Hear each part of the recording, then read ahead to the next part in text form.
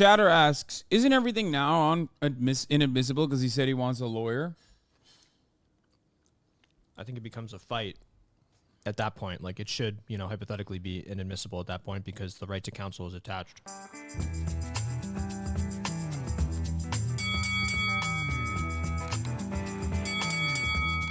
Yeah. Ah, damn. Okay, yeah. All right, let's watch this one. This is a classic. Skip. Am I under arrest? Is this Jeff? For now. This is Jeff. I'm under arrest? Yeah, I'll explain everything, but before I explain myself to you, before we talk to each other, I need to read your rights, okay? What am I under arrest for? Well, like I said, I need to read your rights first. Obviously, the charge is robbery, okay? Yeah, I'll explain everything. I'm under arrest for robbery? You are, but let me read your rights real quick, okay? And then I'll explain it all to you. Is that okay? Let me do that real fast? All right, Jeff. Can you read what? Right off the bat, this guy's trying to read him his rights instead of fucking, you know, immediately diving into it. And bad cop. He should be, yeah, he should be fucking, you know. I mean, yeah, we're gonna. He should be. Frag Okay, him. Kai is about to bark. I'm letting you know. Don't get scared. With me, just read in your head, okay? Before we ask you any questions, you must understand what your rights are. You have the right to remain silent. Anything you say can will be used against you in the court of law. Does that make sense? You've probably heard these before, haven't you? Does that make sense? You might need to go outside. Do you understand your rights? Never mind. She laid down. Do you understand your rights, Jeff? Yes or no? Do you understand? Do you understand what I read you? Did you comprehend what I read you? Killing it, Jeff.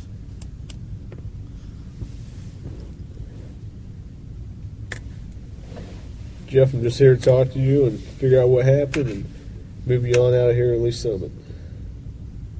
So do you understand the rights I read to you?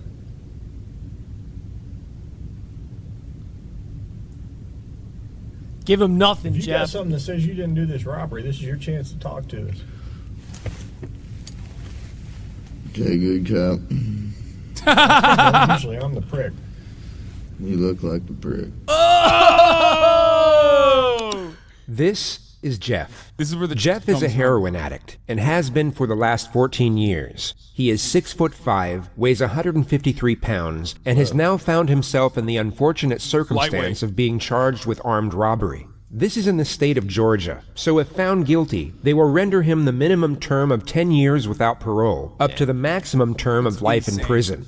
Jeff has been through the Insane. system. Okay, just before we get into the video, it's insane that like that's the oh my god, dude. Yeah, that's a lot. That's a lot of fucking time. Yup.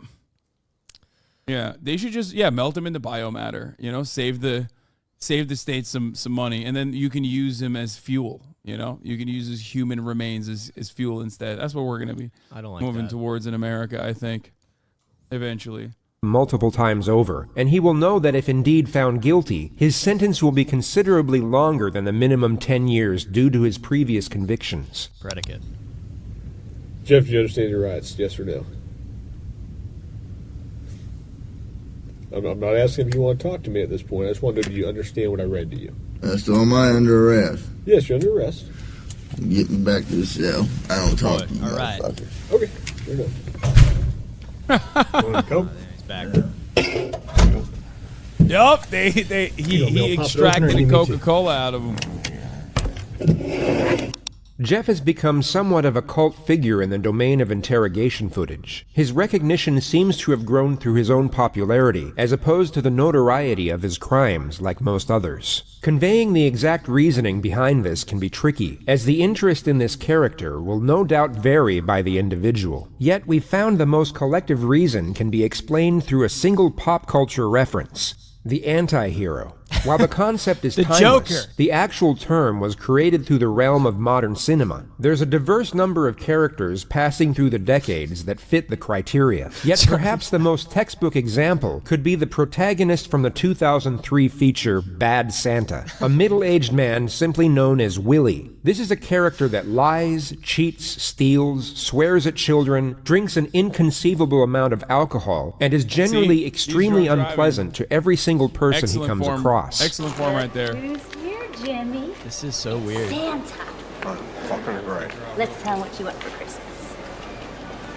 I'm on my fucking lunch break, okay? On paper, this is an extremely unlikable individual, yet for some reason, we root for him while following his story.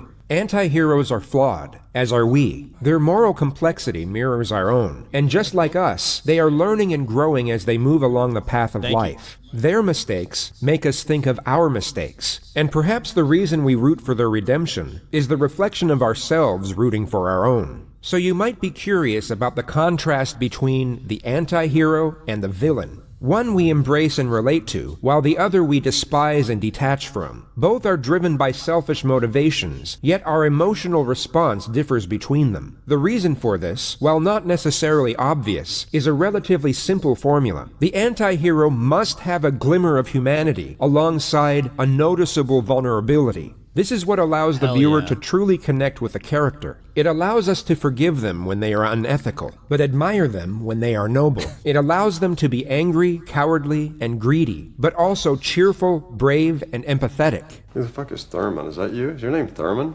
Yeah. Thurman Merman? Yeah. Hands up in chat. Jesus. With relation to Jeff, while many of us can't relate to the feeling of being addicted to heroin for well over a decade, we can certainly understand the feeling of sadness. While we may not be able to put ourselves directly in the shoes of an addict, we can somewhat relate to the adversity that comes with it, not to mention the incredible magnitude of the situation he is going through in this video. How he responds to this very moment is quite literally the precursor to his entire future. He is at a crossroad moment in life, where on one side is the possibility of hope, and on the other side is the outright guarantee of despair. The long-term path he goes down will be the consequences of the short-term choices he makes, all of which have to be judged and decided on while going through the early stages of heroin withdrawal. I need methadone. You need methadone?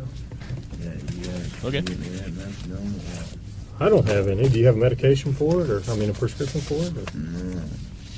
What do you need methadone for?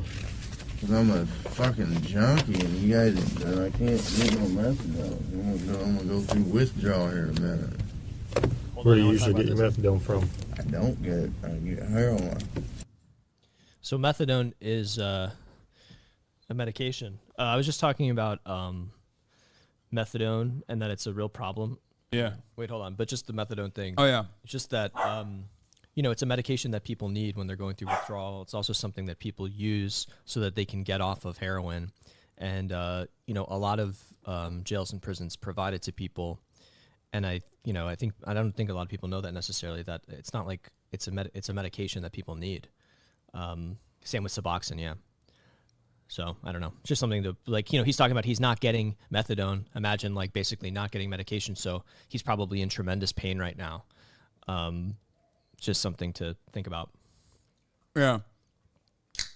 Thanks for that, Hasan. No, what I was gonna say is fun fact, but not so fun. Isn't Suboxone the one that's also the one that was created by Purdue?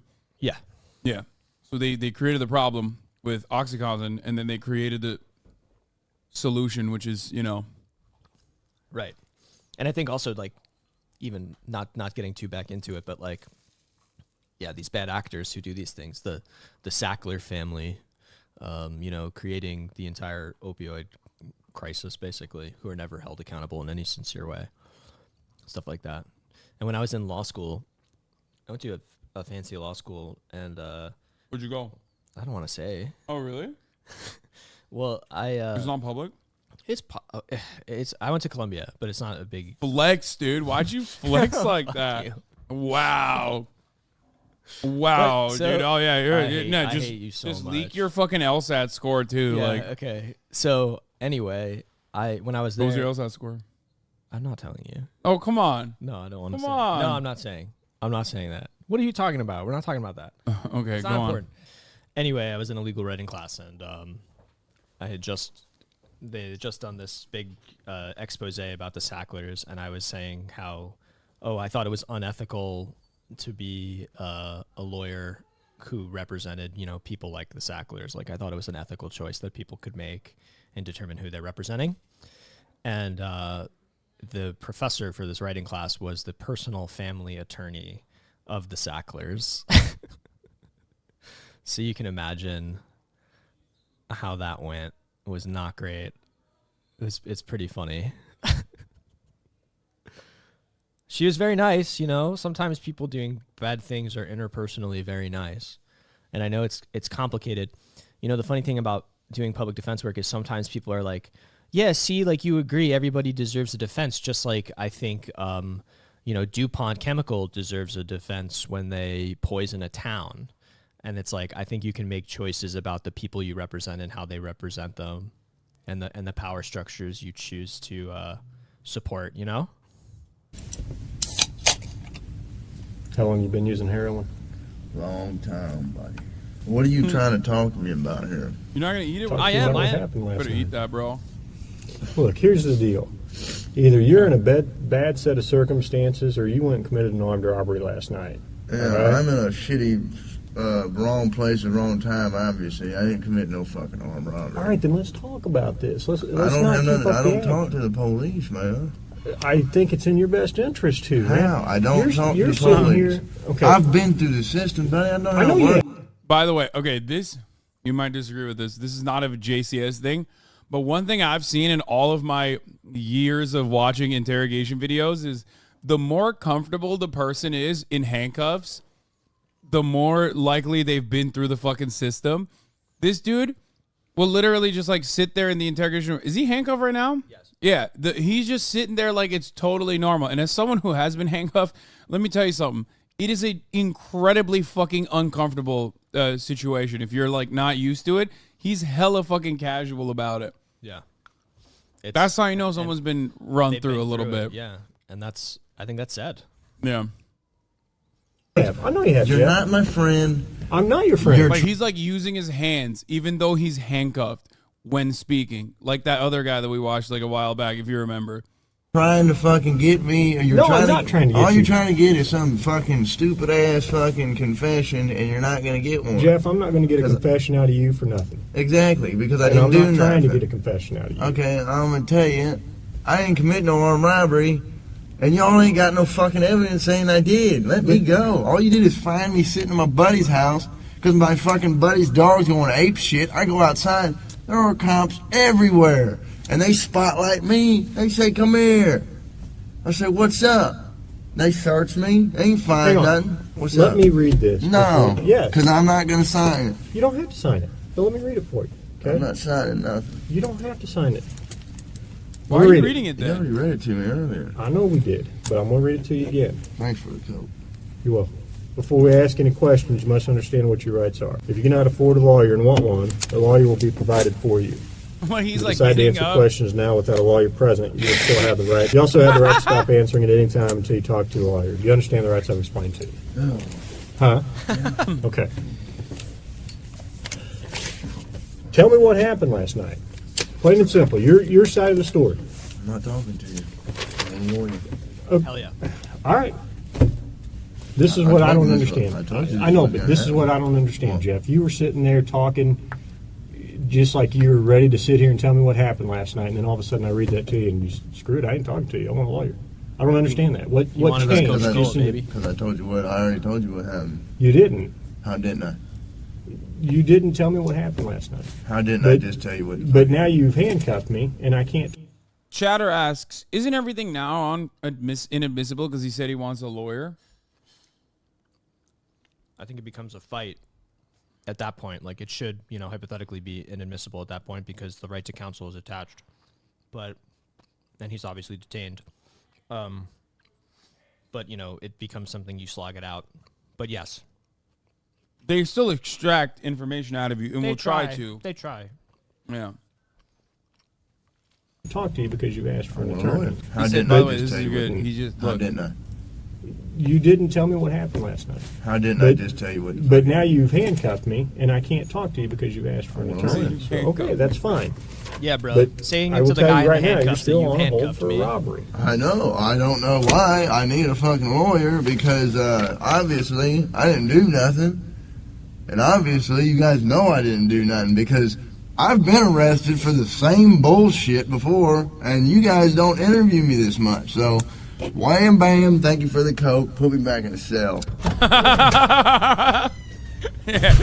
He didn't want to say at that time I was guilty, but I mean, this is a wonderful. I mean, spoiler alert. There's a good ending to this, but like, it's a great way to describe to chatters who don't understand how these like sorts of interrogations work. That like, no, they don't care that this person is fucking innocent or guilty. They just. He's the guy. He's the perp. He's the suspect. Right, he's the one they picked so up. they're just trying to fucking make it stick on him. And if you have a criminal background like he does, or if you're an addict also on top of that too, it's just like, it's so easy to write it.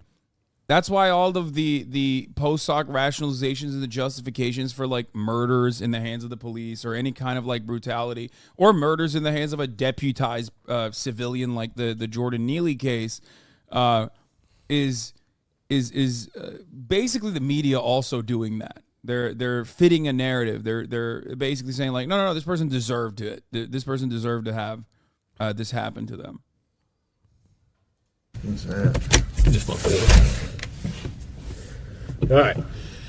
I know we did this twice, but I got to do it again every time, okay? Before I ask you any questions, I got to read your rights. You understand that? Okay. Go ahead and sign there. Let me take your jacket off. Look, I'm not signing nothing. I don't want to Okay, sign you don't have to sign anything.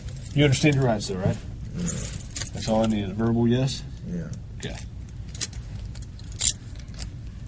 When's this coat gonna be here? Or is that just a fairy tale? It's coming. He's getting there right now. He'll be here in about 2 minutes. He has to watch the soda machine. It tastes good. Mm-hmm.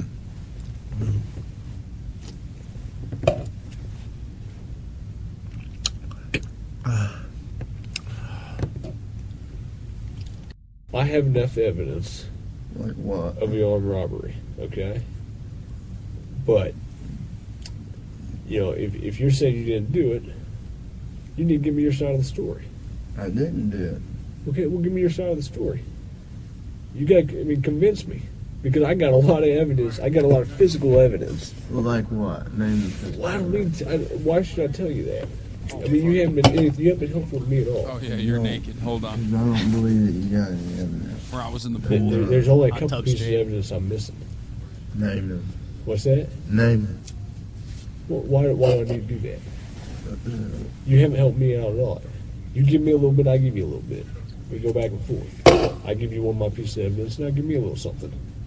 I know anything I say here can and will be used against me. Sure, but anything you say here, I can also tell your parole officer that you helped me out. That doesn't mean dick. There's no way. I didn't do it. There's no way. How drunk were you? Were you drunk? No, I was pretty sober. So you're in your right mind. You remember everything about the night, right? So you couldn't have done something not remembered. You couldn't have gone and robbed the place and not remembered? Fuck, no. Okay, so you would remember if you robbed the place. Fuck So I'm willing to go to the prosecutor, I'm willing to go to the parole officer and say, this guy's a good guy, he helped me out. He didn't do anything. Look, he's trying to extract a fucking guilty plea or like a confession out of him by subtly threatening him because like, yeah, well, you have a record already. Like, I'm going to go to your probation officer. You're a fucking piece of shit. You're a garbage person. And look, even if you're like a liberal who's like, oh, I love cops, they're supposed to do the right thing. Like, this is the wrong thing, okay? So that's why I always say, like, police, even in theory, are not doing what they are supposed to be doing. Like, the job that they're designed to do, in theory, what you see in Hollywood movies, is to, like, solve crimes, catch criminals, shit like that, right? You're not catching a criminal in this circumstance. So technically, you're allowing the actual person who did the crime, which, by the way, is, like, armed robbery, I believe, right? Is armed robbery, which is, you know, another crime of in most circumstances, a crime of necessity. Because no one who's fucking rich is gonna do an armed robbery. That only happens in like movies. I was just watching Heat last night. Yeah, it's very good. So that's the whole point. Isn't Jeff a lawyer? I think he might be. I'm not entirely sure what happened to him, but I know he's like clean and he's like he has like YouTube and stuff. Like he's spoiler alert, chat. Spoiler alert. Okay, but yeah, he's good. But anyway, let's continue. I know you don't want to go back to jail, right? Back to prison. Well, fuck. It looks like I am if and you're going to charge me with some bogus shit. You guys don't, I mean, what do you got? Yeah, this is a good take, too. He's also going all through this. He's also, throughout all this, starting to go through withdrawal. Imagine you're diabetic getting interrogated and saying, I need my insulin, and some pig fuck is not giving it to you. Yeah. But the way we receive people with diabetes is different than the way we look at addicts, because we look at addicts as criminals, because addiction is treated like a crime and not like an illness or a disease. So that's the reason why you can get away with fucking doing this shit. Not really. That I was at a buddy's house and I happened to come outside because you guys were fucking swarming the area and they Which fucking... door did you come out of? I came out of the front door. You know what? I'm not saying myself, man. I'm done, man. Fuck this. The only reason I came up here is to get a fucking Coke. You're not getting out. Oh, no. I can't finish it? Make it quick. It's nice that they let him finish it. I got things to do. Butterfinger, you probably. I said we'd see what happens. You got to get it before, All man. right. Like I said, you haven't helped me out at all. Why should I help you out? I got you a soda. That's good enough. Jeff was Thanks, man. Thanks for the soda. I got you a soda.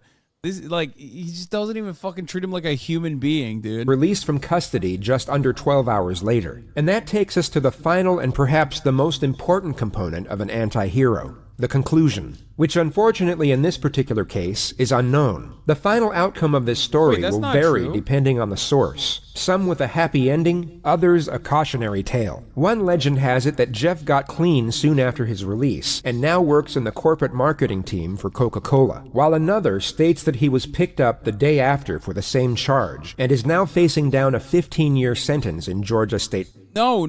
We know what the ending is. Oh, this video is older. I think there's a newer version of this. Damn, there was another guilty until proven innocent, falsely accused video that we could have watched as well. But we found out later. I think someone needs to link an article. If we go by the Hollywood formula, an anti-hero's actions throughout the course of their life are so just like drastic Bad and Santa, that's what I single-minded was that they thinking. only ever lead to salvation or destruction, and their final decision is always dictated by what they have learned and how they have changed throughout the course of the story. The paradox here is that we don't even need the theme of imprisonment to mold the outcome of this particular story, as the theme of addiction is more than enough. Whether he goes to prison or not, Jeff will either manage to get clean and rebuild his life, or he won't. He is headed for salvation or destruction no matter what, and that single concept can perhaps define Jeff as an anti-hero. His outcome is a mystery, but either way it goes, it most certainly conforms to the anti-hero's ending. All right. Santa! Yeah. You're bringing my present early? What? No. But I never told you what I wanted. I said I didn't bring it, dipshit. Okay, good. I want a stuffed elephant. A pink one. Well, wish in one hand, shit in the other one. See which one fills up first. Yeah. The Legend of Jeff JCS is YouTube. This is his YouTube channel. He got fucking 665K subs. I think he became a lawyer, if I'm not mistaken. Violent Karens, what the fuck? Nauseating drone footage. Respect, Jeff. I uploaded this 25 minutes ago, 100 views. Let's go. Yes, the gunshot wound in the eye one is like, oh yeah, here. We watched this like when it. What do I... But then look at my shoes.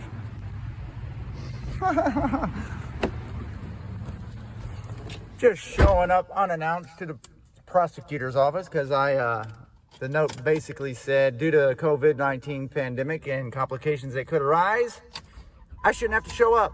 And I don't think I should because my defense could suffer because I live 2 hours away from where my tickets are. So what the fuck, man?